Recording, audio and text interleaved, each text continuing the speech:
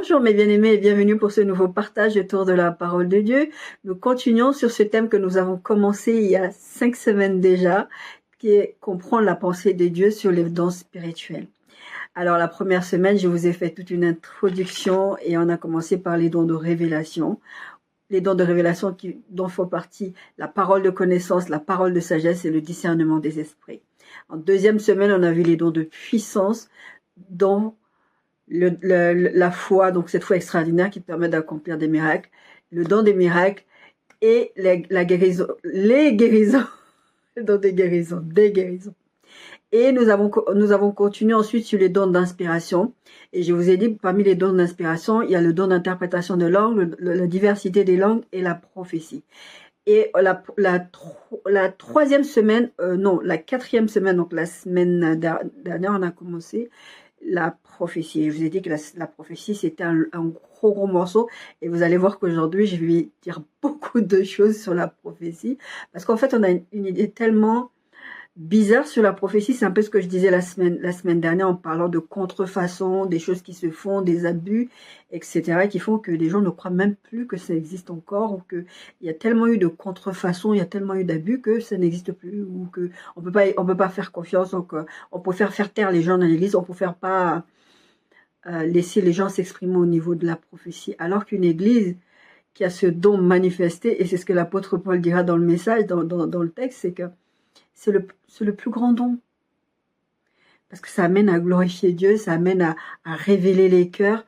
C'est vraiment, il va dire, aspirer à tous les dons, aspirer au don le meilleur, celui de la prophétie.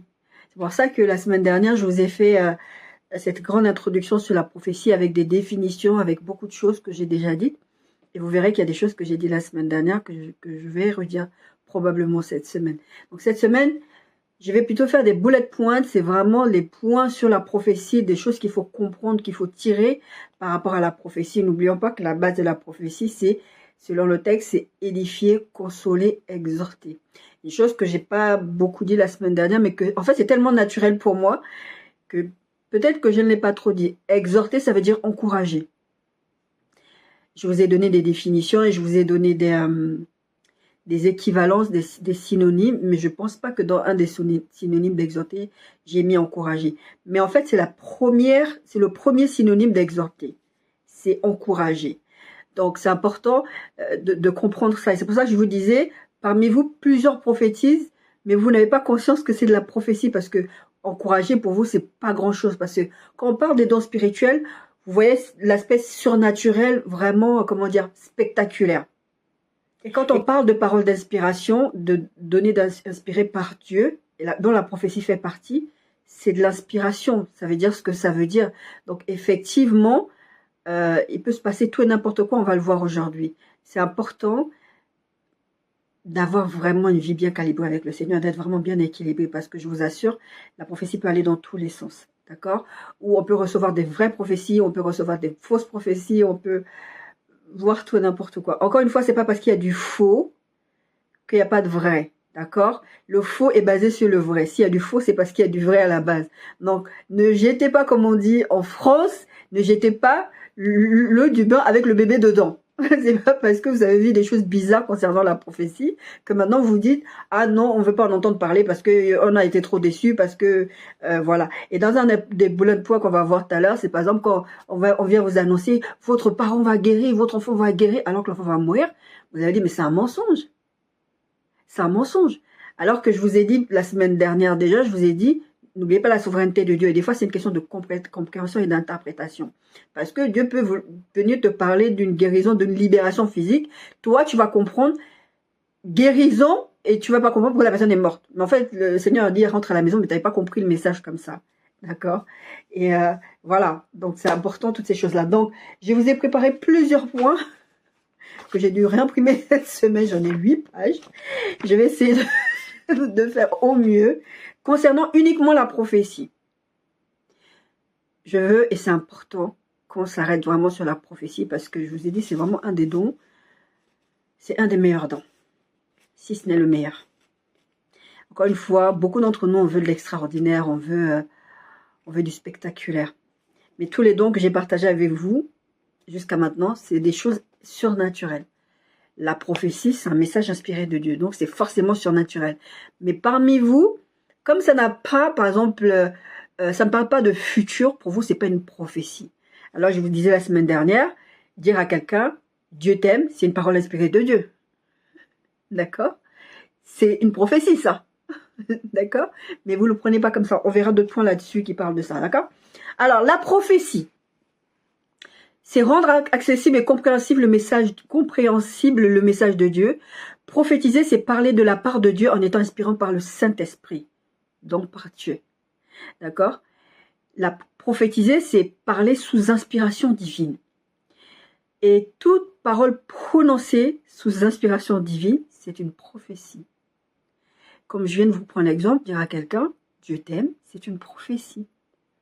C'est parler de la part de Dieu, d'aller dire à quelqu'un, bah, Dieu t'aime. C'est sous inspiration. Et je vous dis, plusieurs parmi vous, vous l'exercez, mais vous n'avez pas conscience que c'est une parole inspirée. Vous voulez vivre des choses tellement, comme je dis, spectaculaires, comme par exemple les dons, paroles de connaissance. Ah, il se passe ça dans ton téléphone, tu t'appelles un tel. Des fois, mes bien-aimés, s'il vous plaît. Donc, la prophétie, ça peut être une prédication que vous écoutez. Un pasteur va être inspiré. Ce que je fais là, c'est de la prophétie. D'accord? Le fait que je suis en train de prêcher, je parle de la parole de Dieu. Je ne parle pas même de l'aspect ministère prophétique que j'ai aussi. Parce que je disais ça très très souvent. Je le dis plus trop. Parce que finalement, c'est logique que quand tu parles sous inspiration, tu parles par révélation. En fait, tu parles sous inspiration de Dieu. Je suis quelqu'un, aucune de mes prédications, c'est quelque chose qui vient de j'ai étudié ça, je prêche. Je dis, comme l'autre a prêché là-dessus, je vais prêcher là-dessus. Non, c'est une inspiration du Saint-Esprit qui va me dire prêche là-dessus. C'est pour ça que je dis très souvent, je prêche par révélation. Je me lève pas en disant je vais prêcher là-dessus. J'ai tout un téléphone, j'ai tout un tas d'audio parce que des fois c'est dans les rêves, des fois c'est là je suis comme ça, j'entends prêche sur ça. Enfin, c'est comme ça. Donc la prédication c'est de la prophétie parce que c'est une inspiration qui vient de Dieu. Dieu te donne un message. C'est pas un truc scolaire, c'est pas un truc académique que tu as appris. Après tu peux apprendre à parler correctement devant les gens, tu peux apprendre à communiquer avec les gens. Ça n'a rien à voir avec le don de prophétie, ça a juste à voir avec le fait que tu apprends à parler parce qu'il faut que tu parles. Moïse, il disait à Dieu, mais je vais faire comment? J'ai un problème avec ma bouche. Après, Dieu va lui dire, mais tu peux le faire, parce que c'est Dieu qui t'envoie, il t'équipe. Lui, il n'a pas fait confiance à Dieu, il a fait quoi? Puis on lui a donné à Aaron. Et regardez ce qu'Aaron faisait. D'accord? Donc, la prophétie, c'est pas une histoire de communication, c'est une histoire d'inspiration. D'accord? Donc, ça peut être une prédication, ça peut être la louange. Vous êtes là, vous adorez Dieu, vous louez Dieu, vous êtes dans la présence des uns et des autres. Mais moi, souvent, même chez moi, ça m'arrive, je suis en train d'écouter une louange, tout ça. Je me mets à pleurer, je me mets à prier pour des gens. En particulier, ça m'est déjà arrivé. Je vais dans la douche, dans mon ancien logement. Ouais, ici, ça me s'est arrivé, mais ça m'avait marqué cette fois-là parce que ma fille était là, elle avait réagi. J'étais dans la douche, dans la salle de bain, en train de prendre une douche. Et d'un coup, le Saint-Esprit m'inspire une prière. Je commence à prier en langue, et je commence à pleurer. Seigneur, je prie pour des gens, pour leur salut. Et je commence à pleurer. Seigneur, je parle en langue, je parle en langue. Et je continue de prier. Et ma fille a dit, maman, c'est quoi? Qu'est-ce qui t'arrive? Et pourtant, là-bas, j'avais commencé par de l'adoration. J'avais commencé par adorer Dieu, louer Dieu et tout. J'étais dans une atmosphère depuis. Je suis très, très comme ça. À la maison, j'écoute de l'adoration, de la louange. Et je dis très souvent aux gens qui viennent chez moi, j'impose rien à personne quand vous êtes chez vous. Mais chez moi, il y a une atmosphère. C'est comme ça. Parce que ça me met dans des états d'esprit, parce que ça m'apaise, parce qu'il y a plein de choses qui se passent, d'accord? Faites attention à la musique. Petite parenthèse, faites attention à la musique. Rappelez-vous que David allait jouer pour Saül, pour apaiser les mauvais esprits qui étaient dans Saül. La musique a un impact dans votre vie. N'écoutez pas n'importe quelle musique, s'il vous plaît. Parce que des fois, il se passe des transmissions de messages par la musique. D'accord? Donc, prédication, c'est de la prophétie parce que parole inspirée, on parle de la part de Dieu. J'ai dit la louange. Donc là, peut-être vous vous mettez à chanter. Après, à un moment, vous vous mettez à parler en langue. Et des fois, c'est juste... j'ai prophétisé des choses en écoutant une louange sur la personne qui chantait. Je peux pas le dire ici, mais ça m'est arrivé, je prends juste, je note. Il y a une chantre, et je vois que maintenant elle est en train d'exercer dans le ministère. Et j'étais là, je sais plus si j'écoutais Ah, je crois qu'elle disait quelque chose, ou elle chantait. Non, je crois qu'elle chantait. Parce que ça m'avait étonné, c'était venu de nulle part. La personne chantait, et je disais, toi tu vas devenir pasteur. J'ai aucune idée de la vie de la personne, je la connais pas, je la connais juste parce qu'elle est chantre. Elle est reconnue comme chantre, elle est connue. Et je dis ça comme ça. Pareil, une fois aussi, j'écoute une prédication, et c'était le pasteur... Non, c'était pas le pasteur, c'était avant. Je sais plus si c'est un rêve que j'ai fait, ou si c'était comme ça, j'étais comme ça, et je commence à parler. Et je prophétisais comme ça, je dis, pasteur Atom, s'il va aller vivre au Canada. Je l'ai dit comme ça.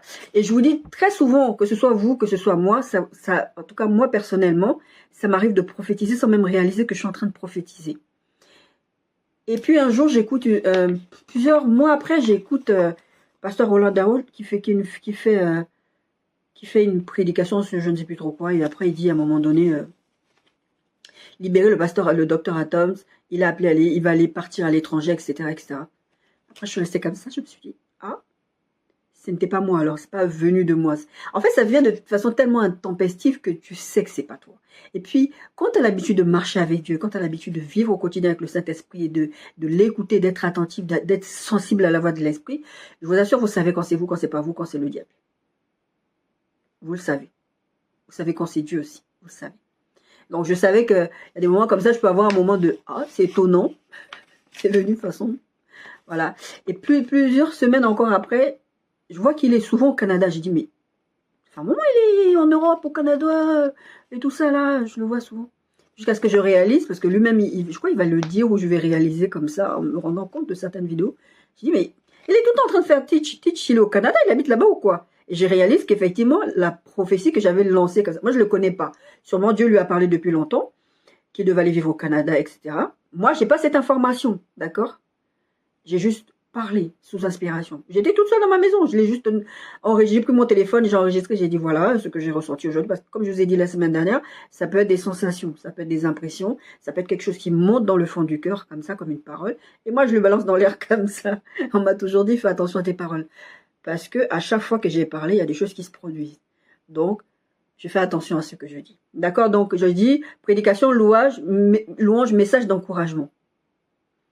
Message d'encouragement, ce que j'appelais moi, j'envoie des exhortations. Je ne savais même pas que c'était la prophétie. Encore une fois, comme j'ai dit la semaine dernière, j'étais pas enseignée là-dessus. Donc pour moi, j'envoyais juste des messages d'encouragement. Et j'appelais ça, je vais envoyer une exhortation. Mais c'est parce que, comme je l'ai dit la semaine dernière, je lis ma Bible et puis d'un coup, il y a une parole inspirée qui vient de Dieu. Je comprends qu'il faut que j'envoie un message. Et des fois, c'était tous les jours, il y en a qui étaient saoulés, c'est bon. J'ai une sœur une fois, une sœur en Christ qui m'a envoyé un message, qui m'a dit, écoute, il y en a marre de tes messages que tu nous envoies tous les jours. Je pense que si tu passes sous inspiration divine, si c'est vraiment le Seigneur qui t'utilise pour dire des choses, c'était venu parce que j'avais envoyé un message de correction. Qui est normal parce que maintenant, avec le recul, comme je sais que je suis appelée au ministère de prophète, c'est vrai qu'à l'époque, il y a des choses que je pouvais dire, mais ça n'avait pas de sens pour moi parce que je savais que ça venait de Dieu. Je ne voyais pas pourquoi Dieu m'utilisait pour aller corriger les gens, pour aller dire des choses aux gens. J'étais très très mal à l'aise par rapport à ça. Maintenant que je sais c'est quoi, je sais quand ça vient de Dieu, même si j'ai toujours pris un peu de tact pour dire les choses, j'ai toujours essayé en tout cas de faire un peu avec le tact. Ça ne sera pas toujours bien. En tout cas, Dieu va ramener son cœur à nu et elle va pas bien le prendre, cette personne. Donc elle n'avait pas bien pris. Elle dit, mais si Dieu t'utilise vraiment, pourquoi ce message, tu ne l'envoies pas directement à la personne à qui Dieu veut l'envoyer? Moi, je sais que j'avais une liste de personnes à qui je devais envoyer. Et je n'envoyais pas tous les messages à tout le monde. Il y avait des messages à qui je savais que je ne devais pas envoyer. Et puis j'arrêtais de lui envoyer des messages. Je lui ai dit, ok, il n'y a pas de souci. Excuse-moi. J'ai reçu aussi des messages de personnes que j'envoyais des mails. Qui m'a dit, écoute, j'ai vraiment pas le temps de lire tes mails, donc ne me les envoie plus. Moi, je perds rien. Je fais ce que Dieu me dit de faire. Donc si toi, tu ne veux pas, c'est toi qui rates des bénédictions. Parce que peut-être aujourd'hui, le message ne te parle pas. Mais demain, il te parlera parce que tu traverseras la vallée de l'ombre de la mort et tu auras besoin de cette parole-là. Donc, ne pensez pas qu'on parle pour parler. D'accord? Quelqu'un qui prophétise ne parle pas pour parler. Il parle sous inspiration divine.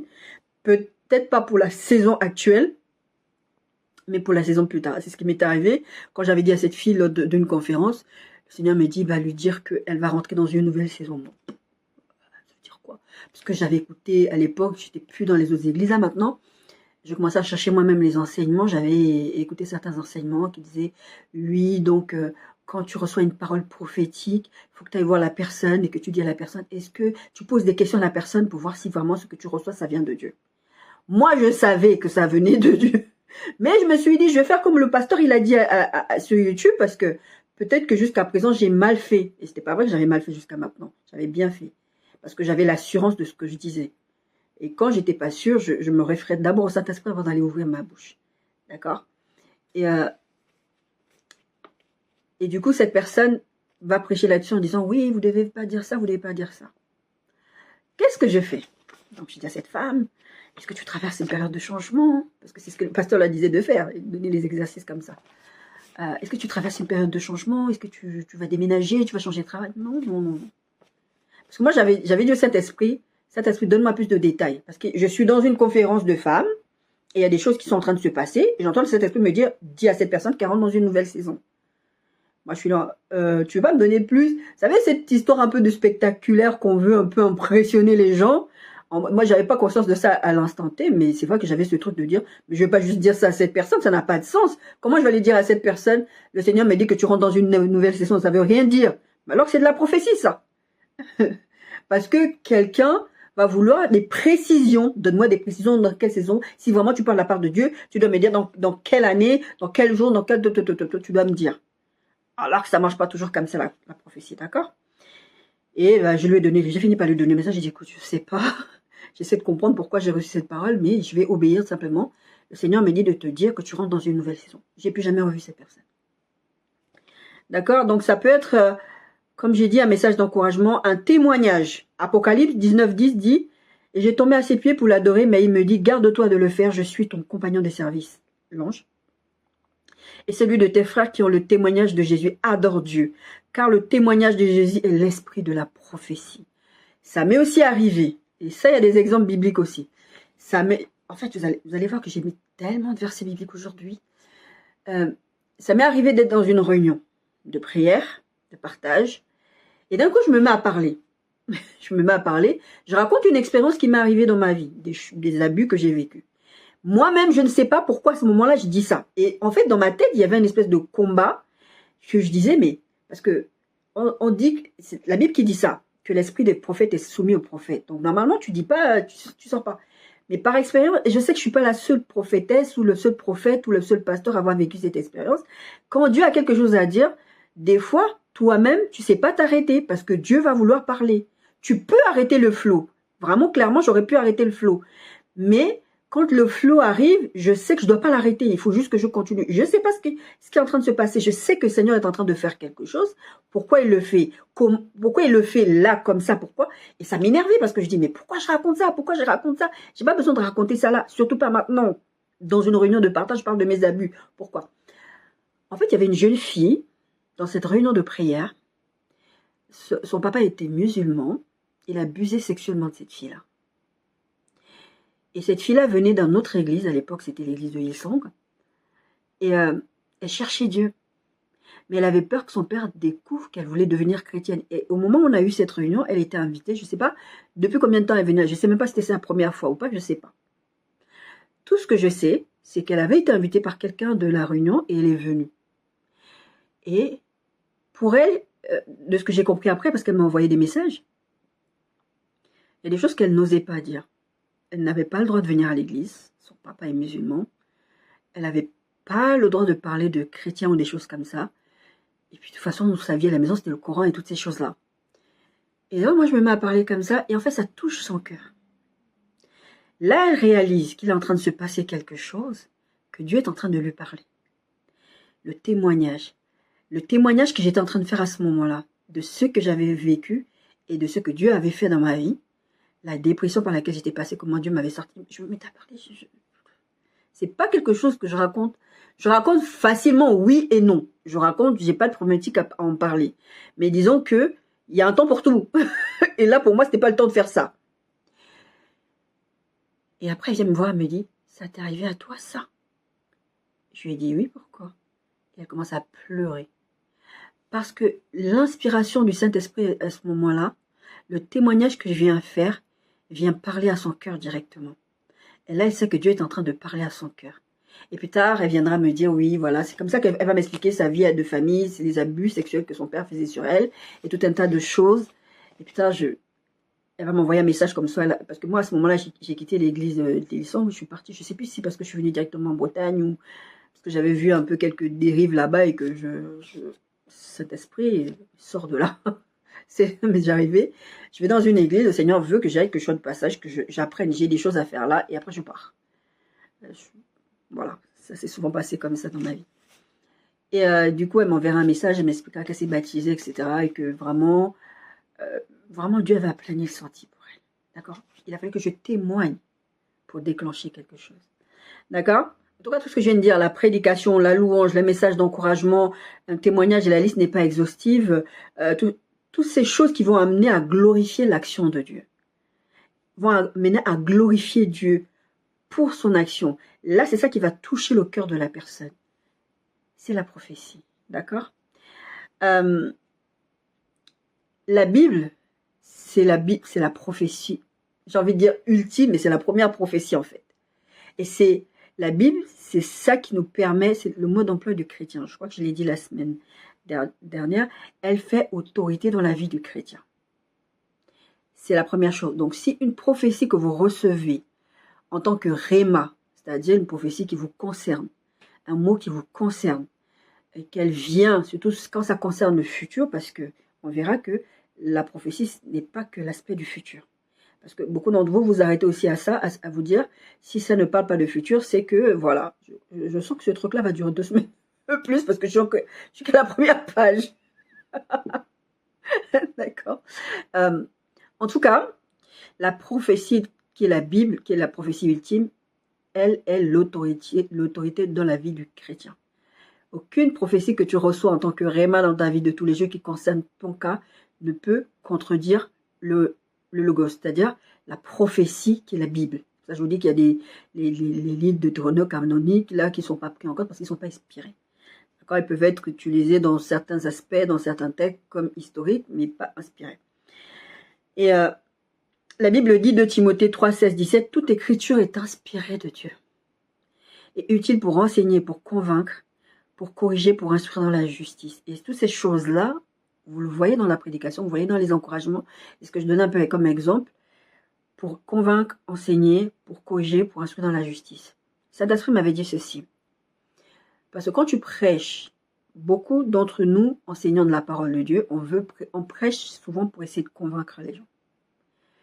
La Bible dit, dans le texte de Timothée qu'on vient de lire, que l'écriture inspirée de Dieu est utile pour enseigner, convaincre, pour corriger, instruire dans la justice.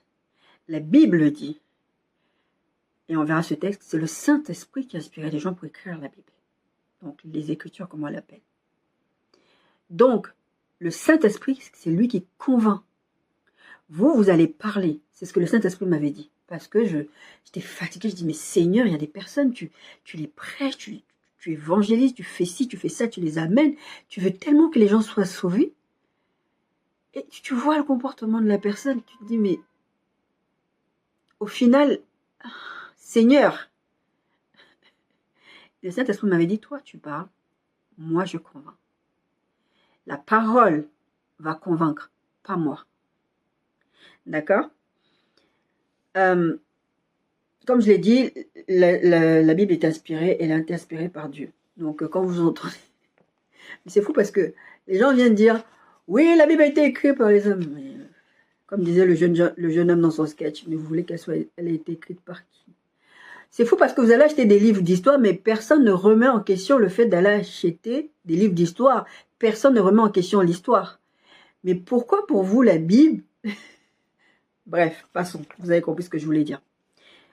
Faire attention en vivant une vie de consécration et de sainteté quand vous devez prophétiser. Parce que comme je vais vous le dire, la prophétie peut être inspirée. D'ailleurs, c'est une parole inspirée. Quand on parle de prophétie, c'est une parole inspirée par Dieu. Maintenant, il y a des paroles inspirées par ta propre chair et par des esprits impurs. Donc, pour que ça n'arrive pas à ce genre de choses, il faut regarder à ton cœur. C'est pour ça que je vous ai dit dans la première vidéo La motivation, c'est toujours l'amour. Avoir toujours les intérêts à cœur de Dieu. Parce que si vous avez que vos propres intérêts, vous pouvez être inspiré par vous-même et par des mauvais esprits. Et vous devez faire attention à vivre cette vie-là. Comment je sais que je sais que je sais? Je vous dis, je prophétise, je dis des choses. Comment je sais que c'est Dieu? Par rapport à la vie que j'ai menée. J'étais rentrée dans une routine comme ça. Là, depuis quelque temps, j'ai essayé de reprendre. La santé fait que j'arrive pas. Mais je me rediscipline pour le refaire. C'était 3 jours par semaine de jeûne. Toutes les semaines. Forcément, les messages, tu sais. Enfin, après, j'ai le Saint-Esprit qui habite en moi aussi. Donc, je sais. Par la pratique, par l'expérience, par plein de choses, je sais. Et je peux avoir un moment de dire, mais c'est quand même bizarre. Est-ce que vraiment Dieu... Mais je note. D'accord? Donc, il faut faire attention à vivre une vie de consécration, de sainteté et d'intimité avec le Saint-Esprit. Je n'arrête pas de vous dire ça et je n'arrêterai jamais de vous le dire. Vous devez être intime avec le Saint-Esprit.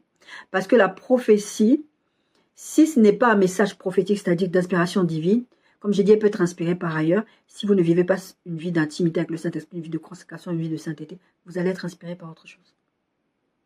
Vous allez faire tout plein de dégâts dans vos vies et dans la vie des autres. D'accord? Il y a 3 sources d'inspiration pour la prophétie. Il y a Dieu, il y a votre chair et il y a les mauvais esprits. Là, j'ai plusieurs exemples. Je ne sais pas si je vais tous les lire ou je vais simplement vous les raconter. Par Dieu. C'est le texte de Actes 21, 10, 14. Agabus, un véritable prophète, va se lever. Il va dire, il vient et la Bible dit, Acte 21, 10. Comme nous étions là depuis plusieurs jours, un prophète nommé Agabus descendit de Judée et vint nous trouver. Il prit la ceinture de Paul, se lia les pieds et les mains et dit, voici ce que déclare le Saint-Esprit. Ça, c'est ce qu'on appelle un geste prophétique. L'homme à qui appartient cette ceinture, les Juifs le lieront de la même manière à Jérusalem et le livreront entre les mains des païens. Quand nous entendîmes cela, nous et ceux de l'endroit, nous priâmes Paul de ne pas monter à Jérusalem. Parce que là, il y avait quelque chose. C'est Dieu qui avait vraiment parlé. Et Paul va les reprimander en disant, que faites-vous en pleurant et en me brisant le cœur? Je suis prêt non seulement à être lié, mais encore à mourir à Jérusalem pour le nom du Seigneur.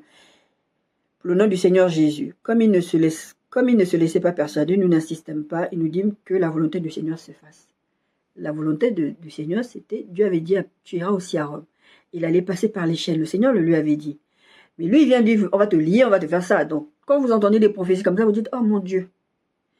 Il faut prier que ça n'arrive pas. Au nom de Jésus, si ça n'arrivera pas, c'est ce que Pierre dira à Jésus. Tu ne mourras pas. C'est quoi? C'est à Dieu ne plaise qu'il lui dira un truc comme ça. Et Jésus lui dira, arrière de moi, Satan, tes pensées ne sont pas les pensées de Dieu. Vous voyez, ça, c'est une parole inspirée par Satan, par ce que j'appelle des esprits impurs. Par Dieu, donc, il y a ce texte-là, c'était vraiment Dieu qui avait inspiré Agabus, mais le message d'Agabus n'avait pas été compris. Enfin, le message prophétique n'avait pas été compris. Ils ont pensé qu'il fallait qu'ils convainquent Paul de ne pas y aller, alors que c'était pas ça, parce que Dieu avait déjà parlé à Paul, d'accord, en amont. 2 Samuel 23, 1, 3. Voici les dernières paroles de David, fils d'Isaïe, parole de l'homme haut placé de loin de Dieu de Jacob. J'aime bien. Parole de l'homme haut placé. C'est vrai, il était haut placé, c'est un roi. De loin de Dieu de Jacob, du chantre agréable. Pardon. D'Israël. Vous voyez, dans le, je ne sais plus c'était quel texte, vous avez un moment. C'est Moïse qui l'a écrit. Hein. Il écrit Moïse était l'homme le plus humble. Des fois, la Bible me fait rire. Très souvent d'ailleurs. L'Esprit de l'Éternel parle par moi et sa parole est sur ma langue. David dira ça. Ça vient de Dieu. C'est une inspiration de Dieu. Il sait que là, il parle. C'est ce que je vous disais. Des fois, tu te mets à parler. Bah, c'est ce que je vous lisais dans les premiers textes de paroles inspirées, quand je vous disais. Ne vous inquiétez pas de ce que vous allez dire au moment où vous allez le dire, parce que le Saint-Esprit parlera à travers vous. Et c'est ce qui m'est arrivé, l'expérience que je viens de vous raconter, c'est ce qui m'est arrivé. Je parle, je ne sais même pas. Dieu parle, inspiration divine, ça sort. le flot sort. Acte 21, c'est ce que je viens de vous lire avec Agabus. 2 Pierre 1, 19, 21. Et nous tenons pour autant plus certaine la parole prophétique à laquelle vous faites bien de prêter attention, comme à une lampe qui brille dans un lieu obscur, jusqu'à ce qu'un jour vienne apparaître et que l'étoile du matin se lève dans vos cœurs. La parole prophétique, qu'est-ce qu'elle vient faire? Ce texte nous dit, il faut y prêter attention. Pourquoi? Parce qu'elle vient faire briller un lieu obscur. C'est pas que pour les autres, même pour vous. Quand Dieu va vouloir vous corriger, il va venir mettre la lumière sur ce qui ne va pas dans votre cœur. On verra ça. Parce qu'en fait, j'ai mis les points pas dans l'ordre. J'ai essayé de mettre dans l'ordre, mais j'arrivais pas. J'ai dit, je vais tous lire les points à la suite et puis que le Seigneur m'aide. D'accord? Jusqu'à ce que le jour vienne apparaître et que l'étoile du matin se lève dans vos cœurs. Jusqu'à ce qu'à un moment donné, la lumière se fasse dans vos vies, ou jusqu'à simplement que la parole prophétique s'accomplisse, parce que vous pouvez recevoir une prophétie, elle s'accomplit bien longtemps après, ou tout simplement les circonstances ne sont pas réunies, et vous vous dites, mais c'est ce qui va arriver à Ésaïe. Il va prophétiser sur la Vierge qui aurait un enfant. Ésaïe ne va pas le vivre, ça. Mais Ésaïe, je me dis, mais le pauvre, en plus Dieu lui a fait ça, en tout cas, encore une autre fois, Dieu va lui faire ça, il va lui dire, ah, dis à Ézéchias qu'il va mourir, qu'il prépare ses affaires, qu'il va mourir. Ésaïe va lui dire à Ézéchias que tu vas mourir, Dieu a dit que tu vas mourir. Ésaïe sort, parce qu'Ézéchias c'est un roi d'Israël ou de Juda, je ne me rappelle plus. Je crois que c'est un roi, je ne me rappelle plus, je ne vais pas dire des bêtises. Et Ésaïe n'est pas encore sorti de la cour de roi, que le Seigneur, parce que entre-temps, quand Ésaïe donne le message, il dit, prépare-toi, prépare tes affaires, tu meurs. Dieu a dit, tu meurs. Ézéchias se met à intercéder. Il demande à Dieu, s'il te plaît, pour l'amour de ce que j'ai fait pour toi. Et Dieu va lui répondre, mais je ne vais pas le faire pour l'amour de ce que tu as fait pour moi, en fait. Je vais le faire pour moi, pour moi-même. Donc, quand vous servez Dieu, ne croyez pas vous servez Dieu parce que vous êtes quelqu'un de bien ou vous demandez des choses à Dieu parce que, oh Seigneur, je te demande parce que je te sers. J'ai eu cette réflexion-là aussi il y a très, très, très longtemps. J'ai dit, mais Seigneur, j'étais là en train de te servir tranquille. Pourquoi tu permets ça? Et patati, et patata. Sachez que Dieu, il ne fait pas les choses pour vous. D'accord? En tout cas, Ésaïe sort. Pendant ce temps, le temps que Ésaïe est en train de sortir, Ézéchias intercède. Le Seigneur dit, ok, je te rajoute 15 ans. Pauvre Ésaïe. Aujourd'hui, on aurait dit, Ésaïe, faux prophète. T'as prophétisé sur une vierge enceinte. Regarde, c'est contemporain. Hein, parce que beaucoup d'entre vous, vous aimez accuser les gens d'être des faux prophètes. Le docteur Atom donnait un témoignage, et c'est pas le seul témoignage comme ça que j'ai entendu. Il était en train de prophétiser, parce que c'est aussi un prophète. Quand il est en train de prophétiser, et à un moment donné, il dit quelque chose de précis sur quelqu'un qui est dans la salle. Et demande à la personne de se lever ou de s'avancer ou je ne sais plus trop quoi. La personne n'a jamais moufté. Et apparemment, cette expérience ne lui est pas arrivée qu'une fois parce que j'ai entendu un autre témoignage de lui-même, mais sur une autre histoire encore. Et il dit à Dieu, mais Seigneur, mais la honte. Je ne sais plus si j'ai déjà vécu cette expérience. J'ai l'impression que oui. Mais bon. Ouais, voilà. Si, ça m'est déjà arrivé. Si, ça m'est déjà arrivé. À l'église d'une sœur, j'avais dit quelque chose comme ça à quelqu'un. Et puis, tu sais pas... Je dis à Dieu, mais Seigneur, c'est la honte. Mais bon, moi, j'ai pas eu le retour après. Par contre, la personne à qui le message était destiné, dans la salle, dans la foule, devant tout le monde, la personne n'a pas bougé. Je crois que c'était l'interprète. La personne n'a pas bougé. Et à la fin du message, quand il s'apprêtait à partir, il était mal à l'aise. Il dit, mais les gens vont me prendre pour un fou. J'ai prophétisé, mais regarde, les gens vont croire que, Seigneur, comment tu me mets la honte devant tout le monde? Parce que lui, il sait que Dieu lui parle. Il sait, je vous dis, quand vous avez l'habitude, vous savez. Et à un moment donné... Le monsieur vient le voir et dit, ouais, c'était pour moi, effectivement, etc. Mais il n'a pas pu corriger parce que les autres sont partis avec l'idée que c'était peut-être pas une vraie prophétie, hein, ou peut-être que c'était même pas un vrai prophète, surtout pour les gens qui viennent toujours dans... Parce qu'il y a des gens toujours qui viennent dans les réunions pour venir foutre le bazar, ou pour venir dire, entre les sorciers qui sont là, il y a plein de choses dans les réunions, enfin bon, bref. Toujours est-il que... Donc, de Pierre là, dit... vient mettre la lumière sur des choses. Et des fois, c'est un peu compliqué. Verset 20, sachant que tout d'abord, vous-même, qu'aucune prophétie de l'écriture ne peut être l'objet d'une interprétation particulière, parce qu'elle est inspirée par le Saint-Esprit.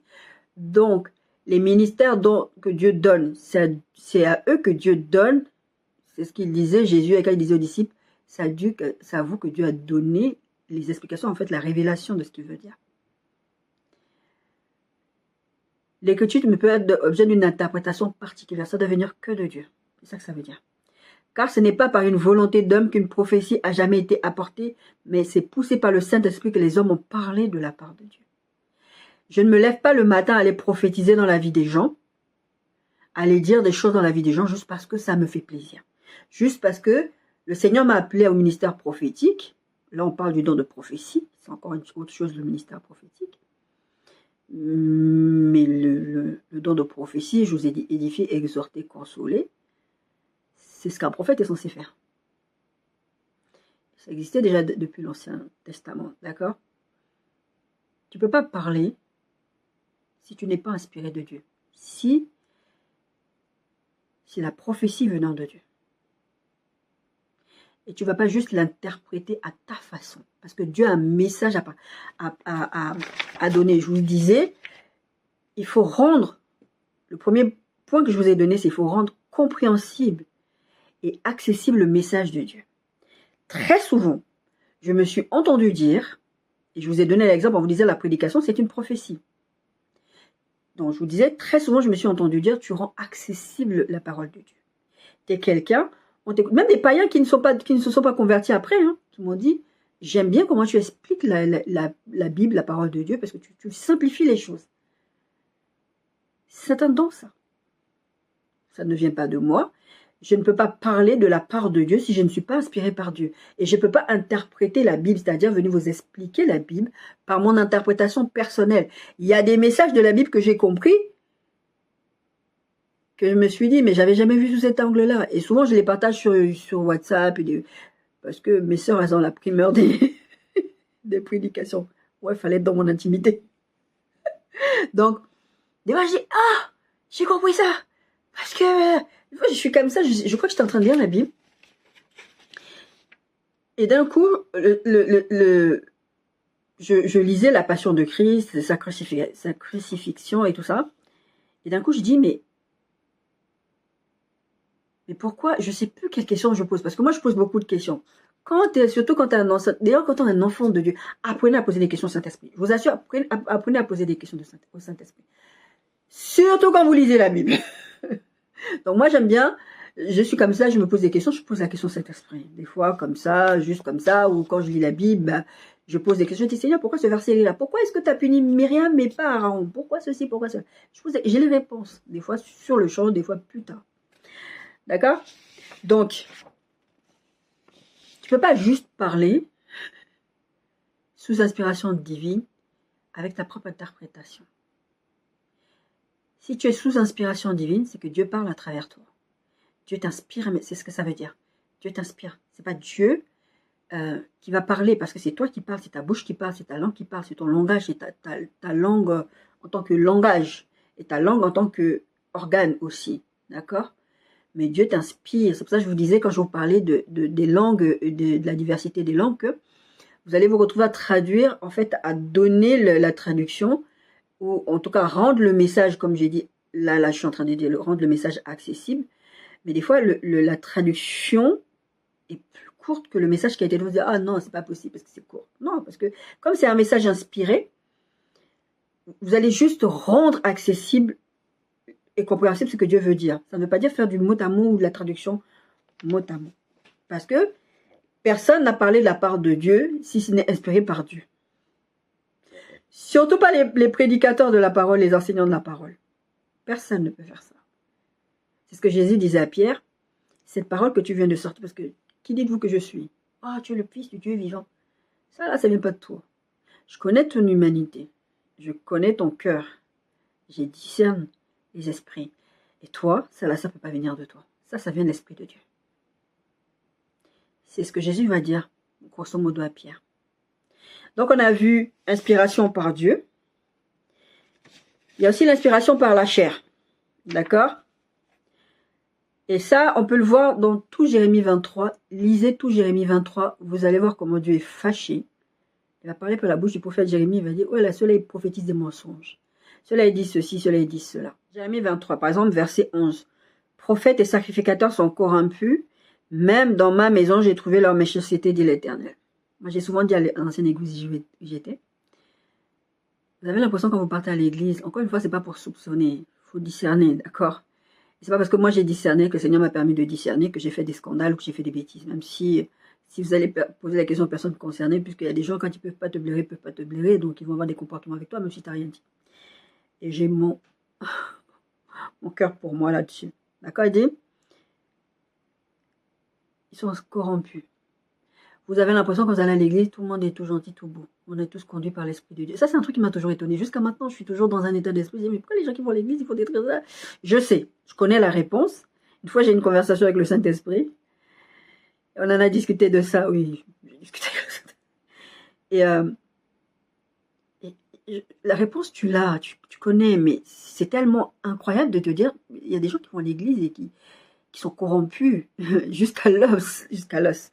Donc, verset maintenant 14. Mais dans les prophètes de Jérusalem, c'est-à-dire des gens du peuple de Dieu, hein, d'accord? J'ai vu des choses horribles, ils sont adultères, ils marchent dans le mensonge, ils fortifient les mains des méchants, afin qu'aucun ne revienne de sa méchanceté. Ils sont tous à mes yeux comme Sodome et les habitants de Jérusalem comme Gomorrhe.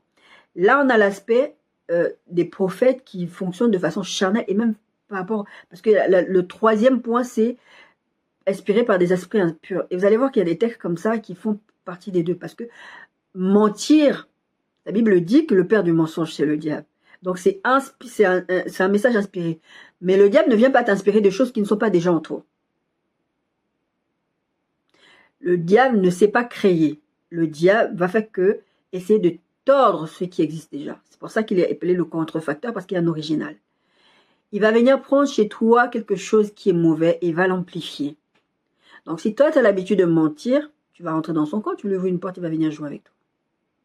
La Bible va dire, le diable va rentrer dans Judas et Judas va faire des trucs.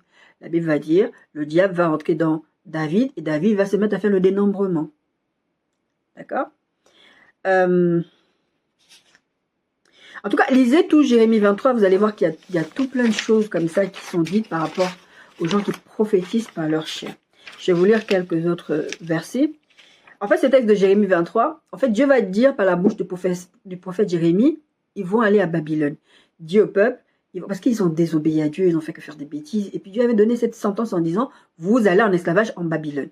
Et ce qui va se passer, il y a des prophètes qui vont venir dire, non, personne n'ira à Babylone parce que Dieu ne permettra pas ça. J'ai vécu cette expérience aussi. Tu dis quelque chose de la part de Dieu, on te dit, non, ça n'arrive pas parce que Dieu n'est pas comme ça. Parce que vous prenez Dieu pour le papa bonbon, bisounours ou je ne sais trop quoi, et vous croyez que Dieu ne va pas vous frapper ou Dieu ne peut pas faire ça parce que, non, mais ça c'était dans l'Ancien Testament parce que maintenant nous sommes dans les temps de grâce. On a toujours le même Dieu. N'oubliez pas, d'accord? Et ils vont dire ça. Et la Bible va dire, donc dans Jérémie 23 où je suis là, par exemple le verset 12, c'est pourquoi leur chemin sera glissant et ténébreux, ils seront poussés et ils tomberont quand je ferai venir sur eux le malheur, l'année où je les châtirai, dit l'Éternel. Dans les prophètes de Samarie, j'ai vu l'extravagance, ils ont prophétisé par Baal, par des esprits impurs. Ils ont égaré mon peuple d'Israël. Des gens qui viennent prophétiser, mais ils prophétisent par des esprits impurs. D'accord? Après, il va donner une sentence, je vais les nourrir d'absinthe. Donc, c'est un poison. Je leur ferai boire des eaux empoisonnées, car par les prophètes de Jérusalem que l'impiété s'est répandue dans tout le pays. Ainsi par l'Éternel, verset 16, Jérémie 23. Ainsi par l'Éternel des armées, n'écoutez pas les paroles des prophètes qui vous prophétisent, ils vous entraînent à des choses de néant. Ils disent des visions de leur cœur. Ils parlent par leur chair, là. Là, on a vu aussi qu'ils prophétisaient par Baal, donc par les esprits impurs, mais aussi par leur chair. D'accord? Parce qu'ils ont leur intérêt là-dedans. Et non ce qui vient de la bouche de l'Éternel. Ils disent à ceux qui me méprisent, l'Éternel a dit, vous aurez la paix. C'est ce que je vous expliquais par rapport à cette histoire de Babylone. On leur dit, Jérémie va leur dire, acceptez la sentence du Seigneur. En fait, en gros, acceptez-la et priez juste que le Seigneur vous fortifie. C'est ça que Jérémie voulait qu'il fasse. Mais les autres prophètes venaient dire, non, Dieu ne vous enverra pas. Et Dieu va se fâcher pour ça. Et ils disent à ceux qui méprisent l'Éternel, l'Éternel a dit, vous aurez la paix. Et ils disent à tous ceux qui suivent les penchants de leur cœur, il ne vous arrivera aucun mal. Et ça va fâcher le prophète Jérémie. Et ça va fâcher Dieu aussi, parce qu'ils parlent. Ils disent qu'ils parlent de la part de Dieu. Et Dieu dit, moi je ne les ai pas envoyés. La colère de l'Éternel ne se calmera pas jusqu'à ce qu'il ait accompli et exécuté les desseins de son cœur. Vous les comprendrez dans la suite des temps. C'est-à-dire que Dieu a donné une sentence. Et vous êtes en train de dire, non, c'est faux, Dieu n'est pas derrière ça parce que Dieu ne fait pas les choses comme ça. Parce que c'est ce qu'il faisait. Certains d'entre eux prophétisaient par Baal et d'autres prophétisaient par leur propre chair, par leurs propres envies. Parce qu'ils ne voulaient pas la peur, ils ne voulaient pas être déportés, ils voulaient pas. Ils allaient être déportés. C'était une sentence que Dieu avait donnée. Donc des fois, il y a des choses que Dieu vous dit. C'est des sentences. Ça ne veut pas dire qu'il ne vous aime pas. C'est parce que c'est une conséquence à quelque chose que vous avez fait que aux yeux de l'Éternel, c'est tellement grave. C'est une sentence qu'il dépose sur vous, d'accord? Et maintenant, quelqu'un va te dire, non. Par exemple, moi, je vais venir pour visiter sur David, je vais dire un truc comme ça. Mais je vais te dire, le Seigneur, ce qu'il veut, c'est que tu te repentes ou quelque chose comme ça. Et tu vas peut-être pas te repentir. Et puis quelqu'un va te dire, non, tu sais, le Seigneur est bon, nous sommes dans les temps de la grâce, ça n'arrivera pas, ça n'arrivera pas, ça n'arrivera pas. Ce que j'ai dit par rapport à Pierre. Oh, à Dieu ne plaise, tu ne mourras pas, Seigneur. Et là, Jésus va lui dire, mais regarde-moi Satan. Qu'est-ce que tu racontes? Qu'est-ce que tu racontes? Moi, je suis venu ici pour mourir et ressusciter. Toi, tu t'arrêtes juste à ma mort. Parce que je te dis que je vais mourir. Ça va pas bien. Ça, c'est pas un truc de Dieu, ça. Ce que tu dis là, c'est pas de Dieu. Dieu n'a pas parlé à travers toi. Et si nous sommes tous la réunion et que Pierre était au milieu de nous, il dirait ça, on allait tous dire, oui, Pierre, amen, frère, prêche, prophétie. Pourquoi? Parce qu'on se dit, c'est forcément de Dieu, parce que Dieu ne pourrait pas, quand même pas son fils bien-aimé, il va l'envoyer mourir.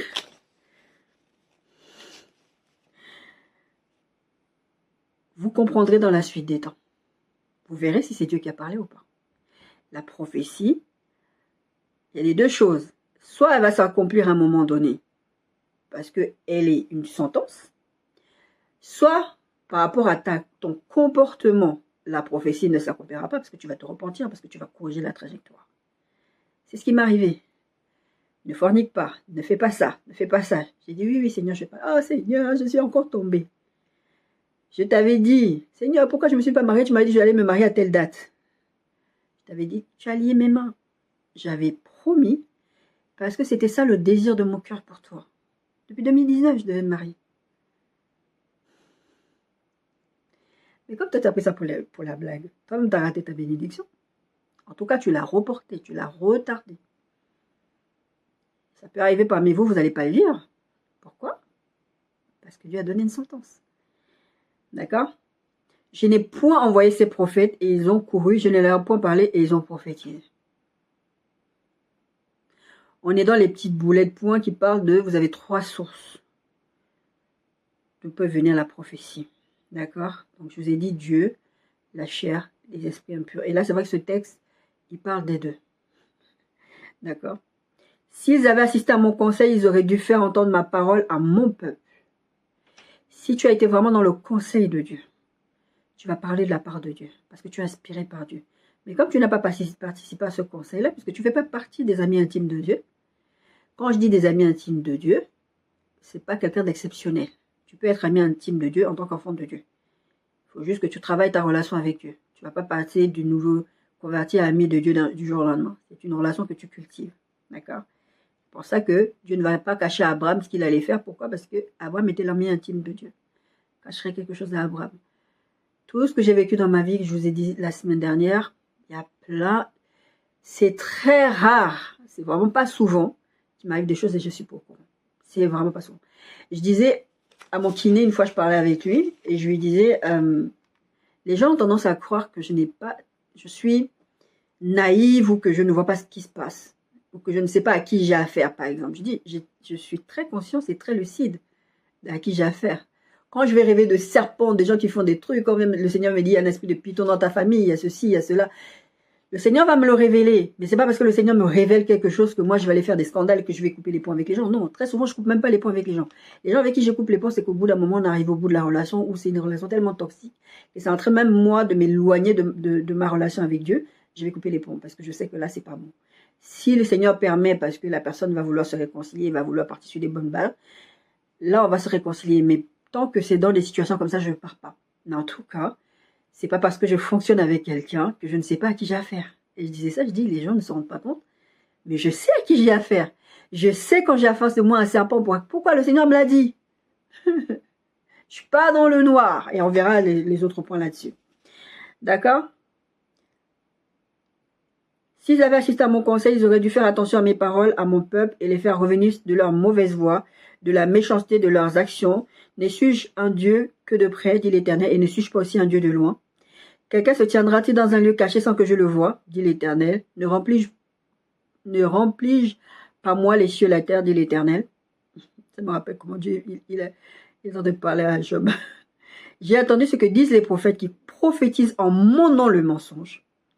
Déjà, quand l'Éternel vient te dire, tu prophétises en mon nom le mensonge, il y a quand même un problème dans cette phrase. Ça ne peut pas aller ensemble. Déjà, il faut se poser des vraies questions. D'accord? Disant, j'ai eu un songe, j'ai eu un songe. Jusqu'à quand ces prophètes veulent-ils prophétiser le mensonge? Prophétiser la tromperie de leur cœur. Ils pensent faire oublier mon nom. Verset 28. Que le prophète qui a eu un songe raconte ce songe. Et que celui qui a entendu ma parole rapporte fidèlement ma parole. Pourquoi mêler la paille au froment? Pourquoi vous mélangez les choses que j'ai dit et les choses que j'ai pas dit?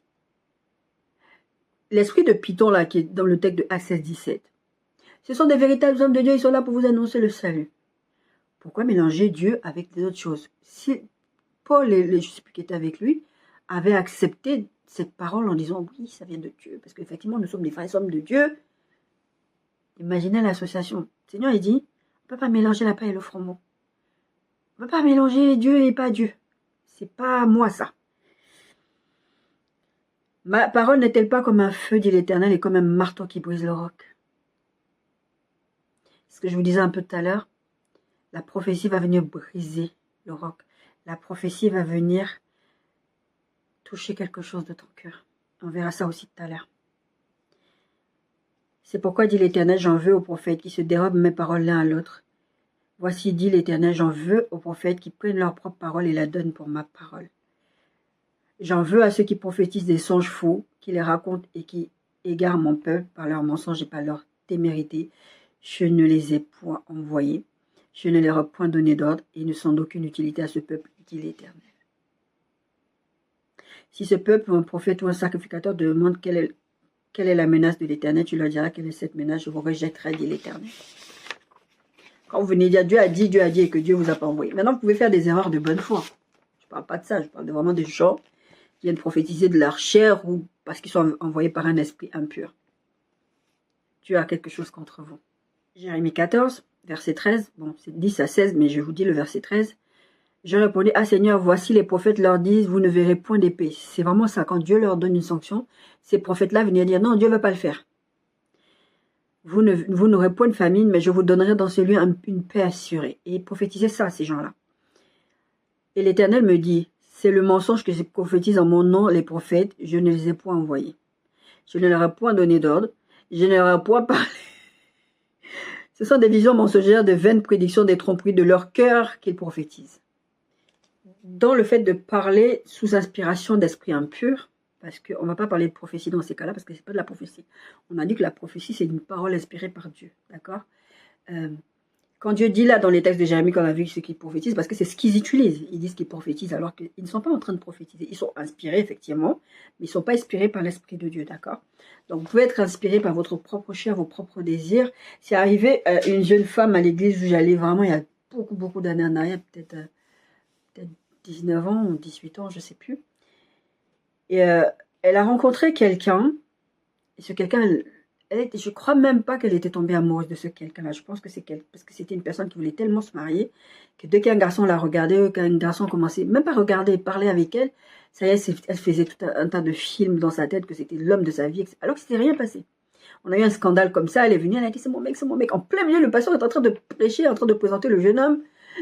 Elle a fait, dit c'est mon mec, c'est mon mec. Le pasteur a dit oui, d'abord. Et au final, ce mec-là, il était même pas sur elle, hein, en tout cas. Donc, un jour, elle va à un mariage, elle rencontre quelqu'un là-bas. Et il se trouve que ce quelqu'un, sous inspiration maléfique, va commencer à la courtiser. Mais elle l'a rencontré dans un mariage chrétien. Ce mec-là allait dans une église. Ce mec-là servait dans une église. Et elle a commencé à changer. Et moi, tout de suite, j'ai remarqué le changement chez elle. Parce que, encore une fois, quand tu es conduit par l'Esprit de Dieu, il faut exercer ton oreille prophétique, il faut exercer ta sensibilité prophétique. Ça fait qu'il y a des choses que tu vas voir. Il y a le discernement des esprits, il y a tout un tas de choses que tu vas voir. Et ça, je l'ai très très vite vu. Et je m'inquiétais pour elle, je priais beaucoup pour elle. Et ce garçon, un jour, quand il a décidé qu'il allait l'épouser, il lui a dit, je t'ai vu dans un rêve. Tu avais un point de beauté comme ça, c'était ton point de beauté. Parce qu'elle avait un point de beauté. Je t'ai vu comme ça, comme ça, comme ça. Alors, deux choses. Je pense que ce rêve était inspiré par sa propre chair, parce qu'il voulait vraiment l'épouser. Et deuxièmement, inspiré par les esprits maléfiques, parce qu'il marchait avec des esprits maléfiques. Je ne sais pas qu'est-ce qu'il est devenu, mais je sais que ça ne s'est pas arrangé, parce que c'est quelqu'un, le Seigneur m'en a encore parlé il y a quelques mois. Et je vous dis, cette histoire date d'il y a 19 ans. Régulièrement, le Seigneur veut me reparler de ce couple. Et le Seigneur va me dire, le Seigneur va me dire des tas de choses sur cette personne. Et moi, je paniquais parce que la nuit, le Seigneur me montrait un rêve, comment elle n'était pas contente par rapport à cette situation. Et que le problème, c'est qu'il lui parlait et elle n'écoutait pas ce que Dieu disait. Elle n'écoutait personne d'ailleurs. Moi-même, j'ai essayé de lui parler, elle m'a pas écouté, elle a épousé le gars. Et j'ai fait un rêve une nuit où le Seigneur m'a montré la colère qu'il avait contre elle. Et pourtant, Dieu, c'est un Dieu d'amour. Mais il était en colère parce qu'elle ne l'avait pas écouté. Et il a crié du haut du ciel, tu vas récolter ta désobéissance. Je me suis réveillée en pleurs, je commençais à intercéder pour elle. Plein de situations comme ça. Des gens qui veulent tellement quelque chose. Tu veux tellement le mari d'autrui. Il y a des pasteurs qui font ça, ils veulent tellement la femme d'autrui. Ils vont dire, oui, le Seigneur m'a dit que ce n'est pas ton mari, tu dois quitter ton mari. Il y a un mélange de chair là-dedans. Et il y a un mélange d'esprit impur, parce que tu ne peux pas aller dans ça. Si tu n'es pas mal inspiré. D'accord. Galates 1, 6, 12. L'apôtre Paul va dire, je m'étonne que vous détourniez si promptement de celui qui vous a appelé par la grâce du Christ pour passer à un autre évangile. C'est-à-dire, vous savez, ces paroles prophétiques, soi-disant inspirées par Dieu. Et c'était pas inspiré par Dieu. Donc, du coup, il se mettait à faire des choses que, si tu es inspiré par Dieu, tu le fais pas. Et il y a un discernement qui se met en place que l'apôtre Paul, il voit bien qu'il y a un problème dans votre fonctionnement, dans votre façon de faire. Vous n'êtes pas inspiré par Dieu. Il n'y a pas besoin d'être un grand prophète, d'être un grand pasteur, d'être un grand ceci. Jésus dira, on voit l'arbre à son fruit. C'est-à-dire que les choses que vous êtes en train de produire, ça ne vient pas de l'Esprit de Dieu. D'accord? Et il va dire, non pas qu'il y ait un autre évangile, hein. Il y a des gens qui vous troublent et qui veulent vous renverser l'évangile de Christ. Et qu'est-ce qu'ils font ces gens-là? Ils détournent la vérité. C'est un peu ce qu'on a lu dans les textes de Jérémie. Non, il vous arrivera rien. Vous savez, vous n'irez pas à Babylone, vous n'aurez pas de faim, vous n'aurez pas ceci, vous n'aurez pas ça. Et il dit, même quand nous-mêmes, même si un ange descend du ciel et annoncerait autre chose, donc il dit un autre évangile, que celui que nous avons prêché, qu'il soit anathème, ça veut dire maudit. Il parle de l'évangile, c'est-à-dire ce qu'on appelle aussi communément l'écriture, ce que Dieu a déjà posé comme fondation.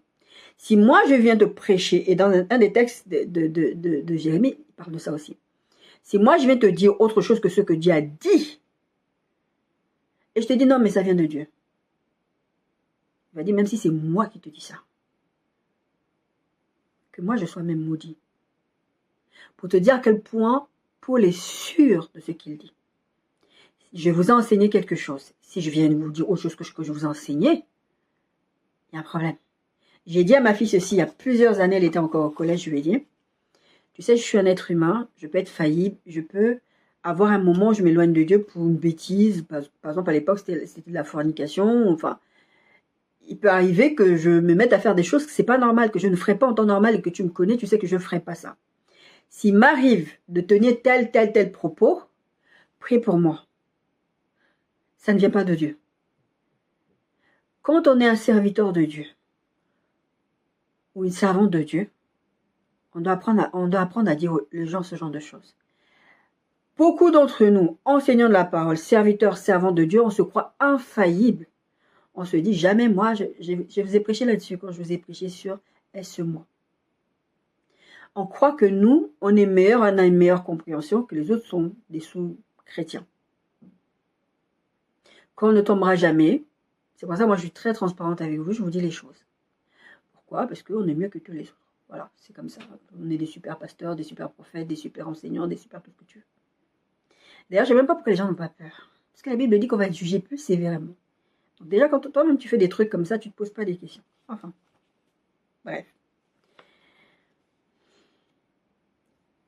Nous l'avons dit précédemment, et je le répète, Galates 1, verset 9 maintenant, et je le répète à cette heure. Si quelqu'un vous annonce un autre évangile que celui que vous avez reçu, qu'il soit anathème. Si quelqu'un vient prophétiser autre chose que ce que Dieu dit, qui n'est pas d'inspiration divine, qu'il soit maudit. Est-ce que vous rendez la gravité des propos? Vous rendez compte de la gravité des propos? Et maintenant, est-ce la faveur des hommes que je désire? Parce que quand on a dit Dieu, la chair, les mauvais esprits, là, il va poser la question. Est-ce que c'est la faveur des hommes que je cherche ou celle de Dieu? Est-ce que je cherche à plaire aux hommes? Si je plaisais encore aux hommes, je ne serais pas serviteur de Christ. Je vous déclare, frères, que l'évangile qui a été annoncé par moi n'est pas de l'homme. Car je ne l'ai ni reçu ni appris d'un homme. C'est ce que je dis très souvent. Mais par une révélation de Jésus-Christ. Ma soeur me disait souvent à l'époque, elle ne le dit plus parce que maintenant c'est bon, on me connaît, mais à l'époque, au début, elle était impressionnée par ma façon de fonctionner. Parce qu'effectivement, quand tu me connais pas, tu vas avoir une espèce de... Tu vas vraiment être impressionné parce que tu vas dire, mais la fille là, c'est machin, le Seigneur, non, non, non. Il n'y a pas à être impressionné. Je suis qu'un vase, je suis qu'un instrument. Et elle me posait des questions en me disant, comment tu sais si, comment tu connais cet enseignement-là? Parce que on partait dans la même église, on ne recevait pas ces enseignements. À l'époque, c'était pas encore même YouTube, je ne sais même pas si YouTube existait déjà, où tu allais chercher des prédications YouTube, personne ne me l'enseignait. Et je lui disais, tous les enseignements que j'ai reçus jusqu'à ce moment-là, et d'ailleurs jusqu'à aujourd'hui, c'est ce que je vous disais tout à l'heure, je les recevais du Saint-Esprit. Au point que j'ai été tellement impressionnée, parce que quand j'écoute mes propres prédications, je me dis, mais ça sort d'où ça? J'étais tellement impressionnée par ce que Dieu faisait à travers moi que je me disais, mais c'est pas moi qui parle. Clairement, c'est pas moi qui parle. Clairement, c'est pas moi qui ai écrit ça. Je l'ai écrit, oui, je l'ai écrit, ce sont mes mains qui ont écrit, c'est ma bouche qui a parlé, mais je sais que c'est sous inspiration. Ça ne vient pas de moi. Elle me disait, mais comment tu fais? Je dis, le Seigneur. Inspiration divine. Une fois dans un rêve, le Seigneur va me dire, ça c'est quand il était en train de me préparer à prêcher sur Internet, prêcher sur les réseaux sociaux. J'ai fait un rêve, où dans mon rêve, je tenais mon micro, mon téléphone. On va dire que mon téléphone, ça c'est mon ancien téléphone. D'accord? Il se présente comme ça. Ça c'est le haut du téléphone. Et dans mon rêve, je tenais le téléphone par le bas, parce que les micros en général des téléphones sont en bas. Et je prêchais. Dans mon rêve, je prêchais. Le Seigneur est en train de me parler, parce que j'étais dans une phase où je me disais, mais Seigneur, c'est écrit que les femmes ne prêchent pas. Mauvaise interprétation. Bref. Et à la fin du rêve, il me dira, tu impacteras la vie des gens par les réseaux sociaux, par Internet. Et effectivement, j'étais dans une phase où le Seigneur est revenu me parler de ça. Je ne sais plus si j'avais comment... Non, je crois que de mémoire, je n'avais pas commencé encore à poster sur les réseaux sociaux. Et dans un rêve, il revient encore me voir et me dit, quand tu vas prêcher sur les réseaux sociaux, je crois que j'avais déjà commencé. Je crois que c'est il y a 2-3 ans, je crois, ouais. J'avais déjà commencé à prêcher, il me semble. Il m'a dit, quand tu vas commencer à prêcher, à un moment donné, tu vas avoir de l'ampleur sur les réseaux sociaux. Il ne m'a pas dit quelle date, il ne m'a pas dit quel mi-neuf, il m'a pas dit, enfin quel mi-neuf, demi quelque chose, il ne m'a pas dit. Il m'a juste dit, j'ai compris qu'à un moment donné, j'allais avoir de l'ampleur dans le ministère. Il m'a dit, tu vas te retrouver face à des gens qui vont te dire, prêche ça, prêche ça, prêche ça. Tu ne le feras pas. Tu ne prêcheras que ce que je te dirai de prêcher.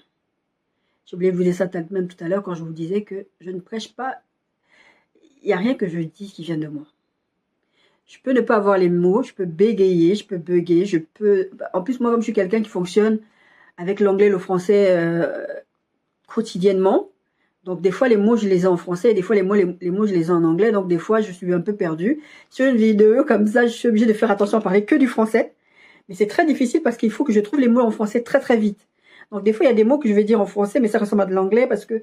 Puis aussi, j'écoute des vidéos en espagnol. Et puis aussi, j'ai ma langue maternelle que je comprends, même si je ne la parle pas. D'accord? Donc, des fois, c'est difficile de naviguer entre les deux. Mais le Seigneur m'a dit, tu diras ce que je te dirai de dire. C'est un ordre. C'est une prophétie. Là, il y avait un élément du futur dans cette prophétie. De dire, ok, il va se passer ça. Je t'emmène là. Voilà ce que tu ne devras pas faire. C'est un peu quand certains d'entre vous, vous recevez des messages du genre. Tu ne dois pas porter de pantalon. Tu ne dois pas porter de bijoux. Tu ne dois pas porter des perruques. Et certains d'entre vous, vous allez prendre des messages de la Bible qui parlent un peu de bijoux, des perruques et des choses, enfin des bijoux.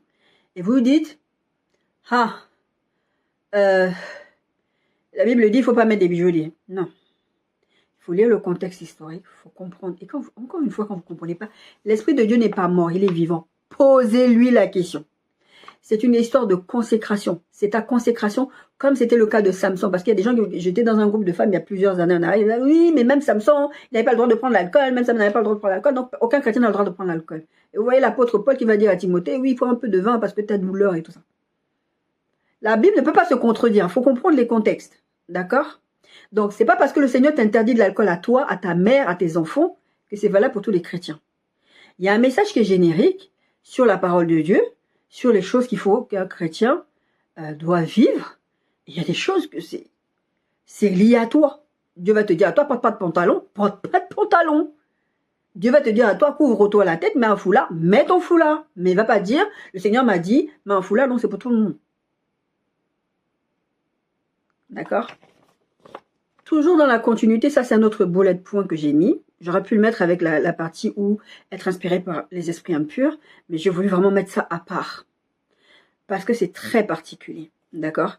Attention à la manipulation et à l'esprit de séduction. Néhémie 6, 10, 14. Je me rendis chez Shemaïa, fils de Délaja, fils de Mérétabil. Il s'était enfermé. Il dit, allons ensemble dans la maison de Dieu, au milieu du temple, et fermons les portes du temple, car ils viennent pour te tuer, et c'est pendant la nuit qu'ils viendront pour te tuer. Ça, c'est Shemaïa qui dit ça à Néhémie, un serviteur de Dieu, que Dieu a donné la mission de reconstruire, je ne sais plus si c'était le temple ou je ne sais plus quoi, que Dieu l'avait dit de faire construire avec les âmes et tout ça. Néhémie, il va discerner. Il va dire, je répondis, un homme comme moi prend de la fuite, parce que le gars, il disait pas, parce que il va venir prophétisant, lui disant, on va te tuer, on va te faire du mal, on va te faire ceci. C'est pas comme le cas d'Agabus qu'on a lu tout à l'heure, où c'était vraiment sous inspiration divine, où Dieu va dire, on va t'attacher, on va te faire. C'est ce qui va se passer. Mais Dieu avait déjà parlé à Paul, et Paul savait que je ne vais pas fuir devant ce combat-là.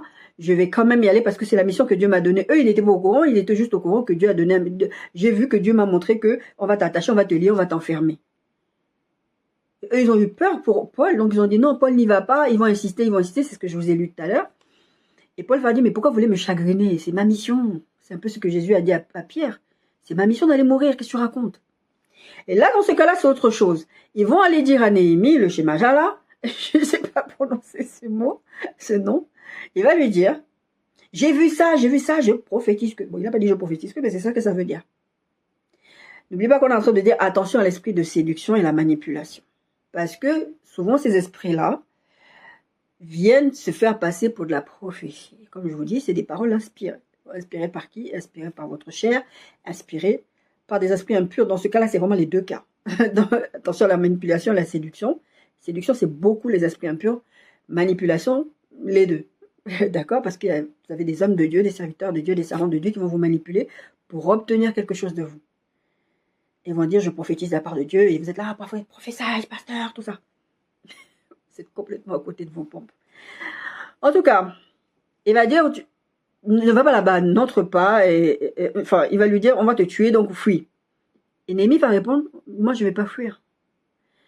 En gros, s'il fuit, il arrête le chantier. Un homme comme moi prendra la fuite, et quel homme tel que moi pourrait entrer dans le temple et vivre? Je n'entrerai point. Et je reconnus que ce n'était pas Dieu qui l'envoyait. Discernement des esprits.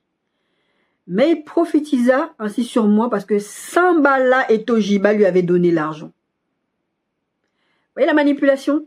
Il voulait, derrière ce que lui, là, le CG, Shemaja vient dire, il y a 2 autres personnages derrière. Allez lire cette histoire de Néhémie. Néhémie, c'est extraordinaire, il y a plein d'enseignements dedans. Il vient dire ça à Néhémie pour empêcher, parce que si vous lisez tout le livre, vous allez vous rendre compte qu'ils vont lui mettre les bâtons dans la roue, qu'il arrête le chantier. Ils vont tout faire. Et d'ailleurs, j'ai une prédication qui vient là-dessus avec l'histoire de Pharaon aussi en parallèle. Parce que le Seigneur, il n'y a pas longtemps, il m'a dit, il faut que tu prêches là-dessus. Après, j'écoute l'Esprit de Dieu, d'accord? Des fois, il me dit, prêche là-dessus. Et je commence à préparer le message. Après, il vient me dire, il y a une urgence là, prêche là-dessus. Je dis, ok, je prêche.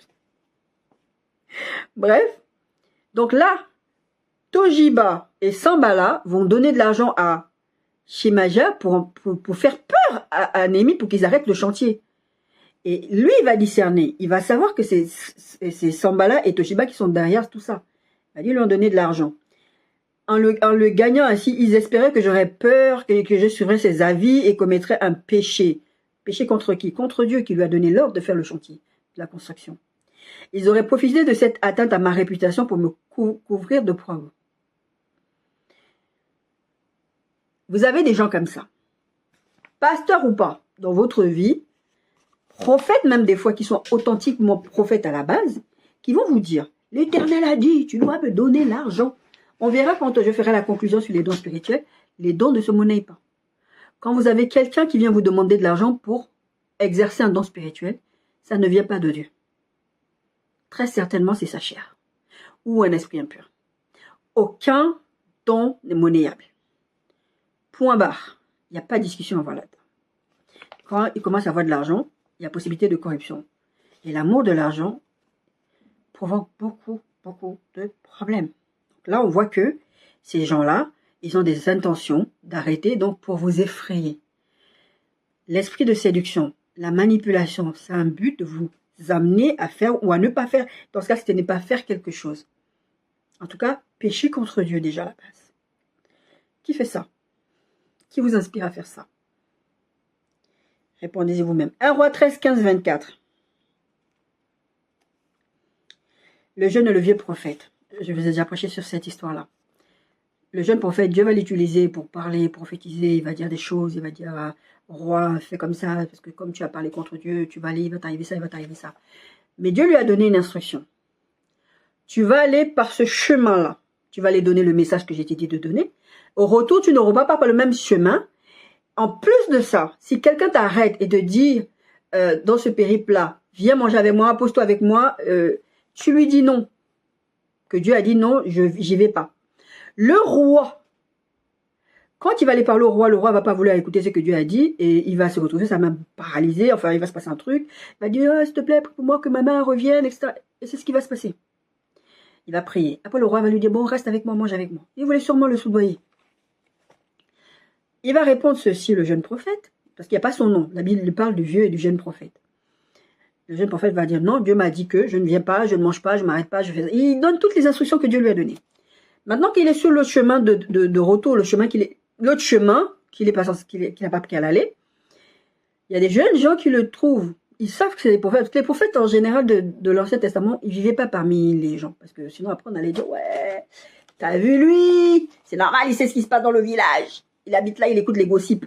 Il est dans les Congos, ça.